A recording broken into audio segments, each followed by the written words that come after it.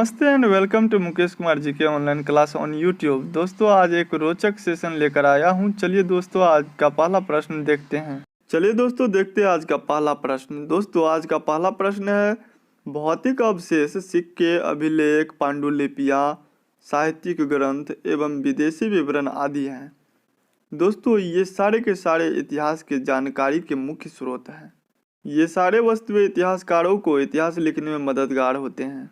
दोस्तों next question है, 2500 वर्ष पूर्व ईरानियों व यूनानियों ने सिंधु नदी को हिंदोस व इंडोस और नदी के पूर्व स्थित प्रदेश को कहा।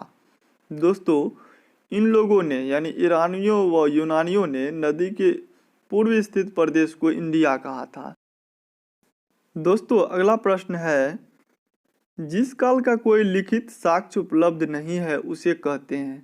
दोस्तों जिस काल का कोई लिखित साक्ष्य नहीं होता है उसे प्रागैतिहासिक काल कहते हैं।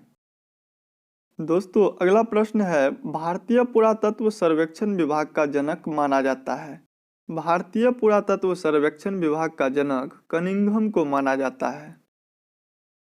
चलिए दोस्तों देखते हैं अगला प्रश्न। दोस्तों अगला प्रश्न है, अशोक के अभिलेख पाए गए हैं। दोस्तों अशोक के जितने भी अभिलेख पाए गए हैं वे सारे के सारे ब्राह्मी, खरोष्टी एवं अरमाइक लिपि में लिखे हुए थे। चलिए दोस्तों देखते हैं अगला प्रश्न। दोस्तों अगला प्रश्न है, वह इतिहासकार जिसको इतिहास के पिता की उपाधि दी गई है। दोस्तों वे हैं हेरोडोटस। चलिए दोस्तों देखते हैं अगला प्रश्न। दोस्तों अगला प्रश्न है, विद्वान ब्राह्मणों तथा कवियों द्वारा रचना की गई थी। दोस्तों विद्वान ब्राह्मणों तथा कवियों द्वारा प्रशस्तियों की रचना की गई थी। दोस्तों अगला प्रश्न है, राजाओं की प्रशंसा में लिखी गई थी। तो दोस्तों राजाओं की प्रशंसा में प्रशस्तियां लिखी जाती थी। चलिए दोस्तों देखते हैं अगला प्रश्न। दोस्तों अगला प्रश्न है, ऐहोल अभिलेख है। दोस्तों यह अभिलेख चालुक्य नरेश पुलकेशिन द्वितीय का 634 ईस्वी का एक प्रशस्ति है जो संस्कृत काव्य परंपरा में लिखा गया है। अगला प्रश्न है, भारत के प्राचीनतम सिक्के जो ईस्वी पूर्व 5वीं सदी के हैं उन्हें आहत मुद्रा कहा जाता है क्योंकि यह ठप्पा मारकर बनाए जाते थे और इन्हें ठप्पा मारकर बनाए जाने के कारण ही इन्हें आहत मुद्रा कहा जाता है। दोस्तों अगला प्रश्न है, यह प्राचीन होना चाहिए। प्राचीन समय में पुस्तकों को हाथ से लिखा जाता था जिस कारण उन्हें कहा जाता था। दोस्तों प्राचीन समय में पुस्तकों को हाथ से लिखे जाने के कारण उन्हें पांडुलिपियां कहते थे। पांडुलिपियां ताड़ के पत्तों को काटकर तथा भुर्ज के पेड़ की छाल पर हाथों से लिखी जाती थी। इन्हें हस्तलेख, हस्तलिपि इत्यादि नामों से भी जाना जाता है। दोस्तों अगला प्रश्न है, मंदिरों तथा विहारों से प्राप्त होती है। दोस्तों मंदिरों तथा विहारों से पांडुलिपियां प्राप्त होती है। चलिए दोस्तों अगले प्रश्न पर बात करते हैं। दोस्तों अगला प्रश्न है, सामान्यतः ताम्रपत्रों अथवा हिमालय क्षेत्र में उगने वाले भोज नामक पेड़ की छाल से भोजपत्र पर लिखी जाती थी। दोस्तों इन्हें पांडुलिपियां कहते हैं। इन्हें और कई नामों से भी जाना जाता है जैसे हस्तलेख, हस्तलिपि, पांडुलिपि इत्यादि। दोस्तों अगला प्रश्न है, सामवेद ग्रंथ को डैश डैश डैश डैश का जनक या मूल कहा जा सकता है। दोस्तों सामवेद भारतीय संगीत का आधारभूत और सबसे पुराना ग्रंथ है।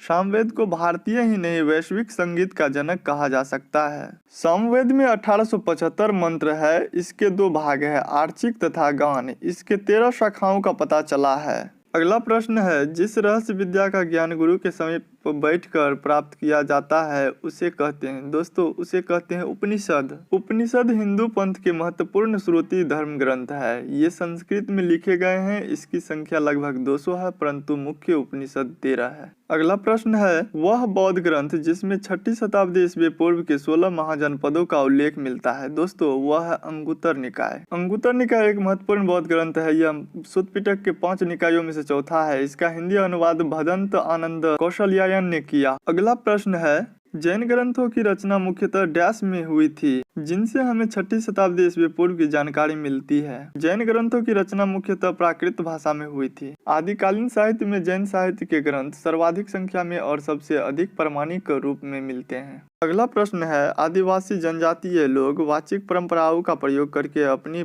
संस्कृति व रीति रिवाज को संजोते हैं। यह आता है गल्प साहित्य के अंतर्गत। वाचिक परंपराओं में लोग अपने रीति रिवाज, संस्कृति इत्यादि को एक दूसरे से कहानी के रूप में बोलकर पीढ़ी दर पीढ़ी आगे बढ़ाते रहते हैं। इन्हें जब कहानी का रूप दिया जाता है तो उसे गल्प साहित्य कहते हैं। अगला प्रश्न है, प्रसिद्ध यूनानी लेखक मेगास्थनीज द्वारा रचित पुस्तक इंडिका द्वारा हमें जानकारी प्राप्त होती है। दोस्तों, मेगास्थनीज द्वारा रचित पुस्तक इंडिका द्वारा हमें मौर्ययुगीन समाज एवं संस्कृति संबंधी जानकारी प्राप्त होती है। दोस्तों, अगला प्रश्न इस प्रकार है, अधिकतर इतिहासकार जिन कारणों के आधार पर अतीत के विभिन्न कालखंडों की विशेषता तय करते हैं वह है आर्थिक तथा सामाजिक। इन्हीं कारणों को ध्यान में रखकर अधिकतर इतिहासकार अतीत के विभिन्न कालखंडों की विशेषताएं तय करते हैं। चलिए दोस्तों, देखते हैं अगला प्रश्न। दोस्तों, अगला प्रश्न है, आजकल कई पुस्तकों व लेखों में BC की जगह BCE लिखा होता है, जिसका अर्थ है। दोस्तों, इस BCE का फुल फॉर्म है बिफोर कॉमन एरा। दोस्तों, अगला प्रश्न है, इतिहास विभाजन का स्रोत के आधार पर सही कालक्रम इस प्रकार है। दोस्तों, इतिहास का विभाजन स्रोत के आधार पर इसलिए किया जाता है ताकि इसे सरल बनाया जा सके, जो इस प्रकार है, प्रागैतिहासिक काल, आद्य ऐतिहासिक काल और अंत में ऐतिहासिक काल। चलिए दोस्तों, अगला प्रश्न पर। दोस्तों, अगला प्रश्न है, भारत में सर्वप्रथम सोने के सिक्के जारी किए। दोस्तों, भारत में सर्वप्रथम सोने के सिक्के कुषाणों ने जारी किए थे। दोस्तों, प्रथम बार 127 ईस्वी में कुषाण राजा कनिष्क प्रथम द्वारा सोने के सिक्के जारी किया गया था। अगला प्रश्न है, समय के आधार पर इतिहास का विभाजन प्राचीन काल, मध्यकाल, आधुनिक काल किया गया है, जिसके तहत प्राचीन काल से संबंध है। पाषाण काल से लेकर हर्षवर्धन काल तक को प्राचीन काल के अंतर्गत रखा गया है। दोस्तों, आप अगर इस चैनल पर नए हैं तो इस चैनल को सब्सक्राइब कर ले ताकि इसी तरह का महत्वपूर्ण वीडियो आप लोगों तक पहुंचता रहे। चलिए दोस्तों, देखते हैं अगला प्रश्न। इतिहास का अध्ययन कई दृष्टियों से महत्वपूर्ण है। इससे हम जान पाते हैं कि मानव समुदायों ने हमारे देश में प्राचीन संस्कृतियों का विकास कब, कहाँ और कैसे किया।